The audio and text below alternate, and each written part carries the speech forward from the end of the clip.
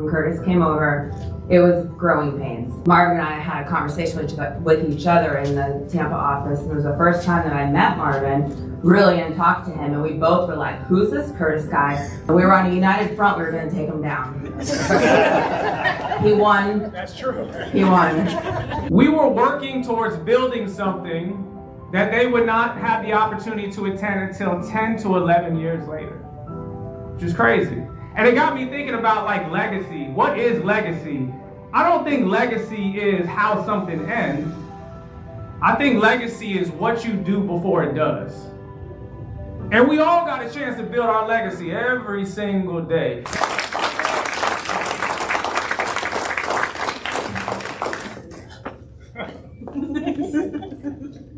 How y'all doing?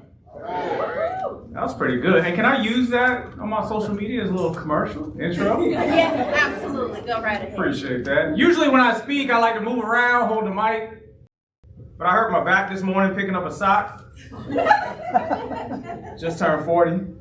Speaking of that, you know what the most unlimited resource is on the planet? The thing that there's more of than anything else. Water? I hope so. I hope so. No. What do you think it is? I just turned 40. I can tell you time is not the answer. Time is not the answer. Most unlimited resource that no matter how much you use them, you will never run out of them. Knowledge.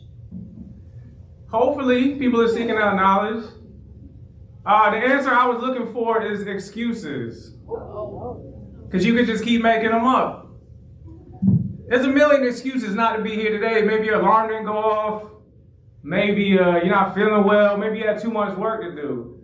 But you decided to make a choice to be a part of something bigger than yourself. And for that, right off the bat, can you give yourself some love for that? Big deal. And by the way, yes, I did used to work here. About 11 years ago, and now I'm back speaking. This is crazy. It's like speaking at like your ex-girlfriend's wedding or something. This is weird. Anna's so nervous. Is HR in the building right now? Is there any HR? We're good? We're good? Is there any TCs in the building? If you're a TC, make some noise. I used to be y'all. I used to be you. What about program managers? Any program managers in the building? I used to be y'all. A director. Any directors in the building? Just one?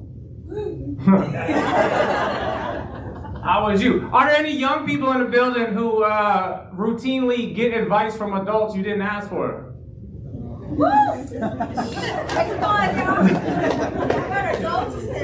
Was that a hand raise or are you just scratching your eyes? Look, I've been here. I've been with Project Bridge. I was with Project Bridge for so long. I got so many stories. I'm going to tell one story. Did we say there's HR in the building or no? All right, I'm going to tell one story, and if the story is problematic, I made it up. But if you either won't get in trouble for the story, it's true, okay? So back when I was a program manager, anytime a new young person would come to the office, I would want to introduce myself to them, meet them, figure out what their goals are, what their plans are. And we had one young man come to the office, and I brought him in the office. I said, hey man, tell me what's going on. Like, hey, what are your goals? What do you got working on? He's like, I want to get a job. Love that, right? That's what Project Bridge is all about. So I talked to him a little more, and I said, well, who's your probation officer? He said, what's that? So I was like, okay, maybe he, Alicia knows where I'm going. I said, maybe he's like a direct release, like he volunteered to be here. Like you just, one of those volunteers, that's cool. I said, so you're a direct release with our program. He said, what do you mean? I said, okay. I said, well, who's your transition coordinator? Who's the person you work with, one-on-one to help you with your goals? He said, what's a transition coordinator? I said, okay. What about Project Bridge? Why are you in Project Bridge? What made you want to be in Project Bridge? You know what he said? What's Project Bridge? So I go to find the staff that are in the office, and I'm not going to name who those staff were just in case this is a problematic story. And I said, hey, this is a problem. Why doesn't this young man know what our program is? Like, we got to do a better job of making a sales pitch and getting them engaged in services. We got to do better. So my staff walked in there and they looked at the young man. They were like, who's that? I said, what do you mean, who's that? They're like, we never seen him before. So I go back in the office. I'm like, hey, man, Project Bridge is this program that you get enrolled in. You get assigned a TC, and then they help you get a job and help you do all these things. Are you in this program? He said, no. I said, then what are you doing here? He said, well, this lady pulled up in a white van. She opened the door, and she said, you want a job? And I said, hell yeah. And he got in the van, and he came to our office.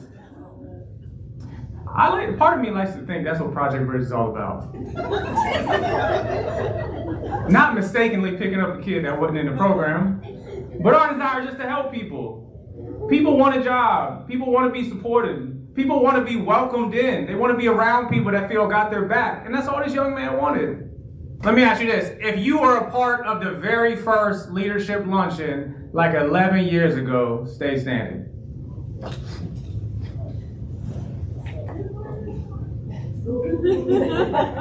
That's just one left. Give Marvin some love for winning the last person standing.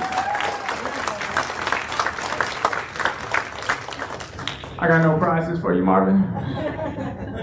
No, y'all didn't pay me for this. So yeah, as mentioned, we started this thing like 11 years ago. 11 years ago.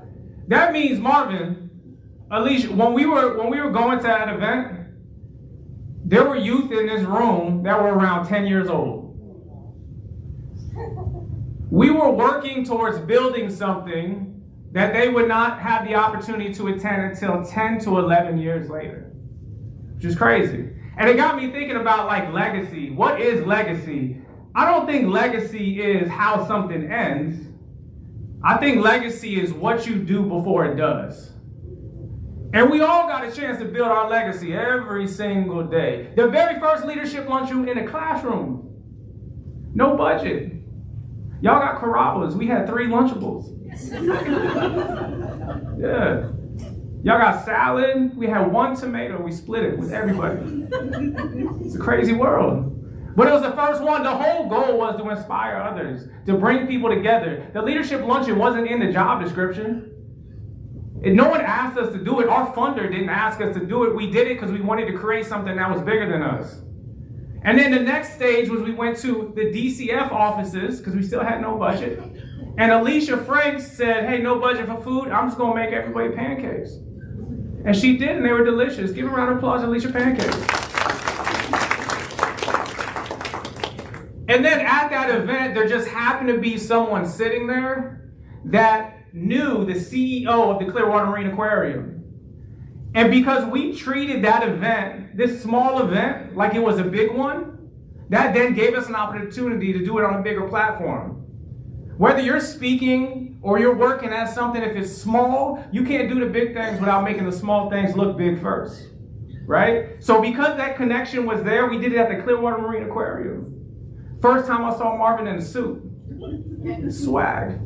It went so well, they actually had the media come to the next one. Now we're on TV. After that, they even shut down the aquarium for us. They gave it just for us. Just for us, for the families, the community. They shut down the whole thing for us. And then from there, we went to the museum and then parks. Every time this thing elevated. Not because it was part of our job description. Not because we had to do it. It's because we were trying to build something. And build something that was bigger than us. It was for others. And that impact, when you create something, the ripple effect it can have, 10 years later. And I'm actually going to share one of the impacts that the Leadership Luncheon had that Alicia might not know. So let me call out Alicia for a second. When we did that second Leadership Luncheon, Alicia had just interviewed to be a lead TC. It was a new position. The interviews were already done. And what Alicia didn't know, or might not know, because I didn't want to tell her, but I can tell her now, is she was originally not selected to get that job. Somebody else got it. So the day of this leadership luncheon, a bunch of stuff went wrong in the morning. A bunch of stuff didn't go according to plan. One of the youth didn't show up, something else. There's a bunch of issues, right? So I'm talking to all the leaders, finding out what's going on, and all of them seem kind of like frazzled and frustrated. Some of them were even pointing fingers. And then I go to Alicia and I said, Alicia, here's what's going on. What do you think? And she just had this big smile on her face. She was like, yeah, it is what it is. We got this. It's going to be great. And as soon as that event ended, I called the other director at the time, and at the same exact time, we both said, it has to be Alicia. Who you are and what your legacy is not defined when things are going according to plan. It is not defined when things are going well. When you are at your worst, when adversity hits, when you're experiencing pain or things don't go your way, then we get to see and have a spotlight of who you really are and the type of legacy you're going to build. And let's give some love to Alicia for the legacy she built. Give her a round of applause. So, just a little spoiler alert for me. I've made the decision that this is going to be the very last leadership luncheon I attend. I'm not going to attend anymore because I feel like a 10-year mark, that's exactly where we want to be. So the legacy for this event I am proud of. I am proud of everybody in this room who contributed to it. But even more important than that, I am now excited to see where these young people take theirs. It's up to you to write it. Sometimes people try to pretend like you don't have control over it, but you do. It's right in front of you, and young people, we are all watching. Go be great. Appreciate y'all. Thank you.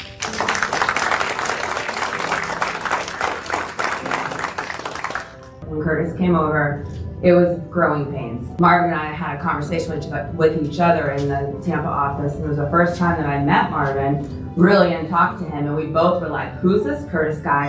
And we were on a united front, we were gonna take him down. He won. That's true. He won. We tried really hard too. But the one thing that Curtis taught us was to really dig deep and find the thing that you're passionate about and then share it with your youth. And it changed Project Bridge in so many ways.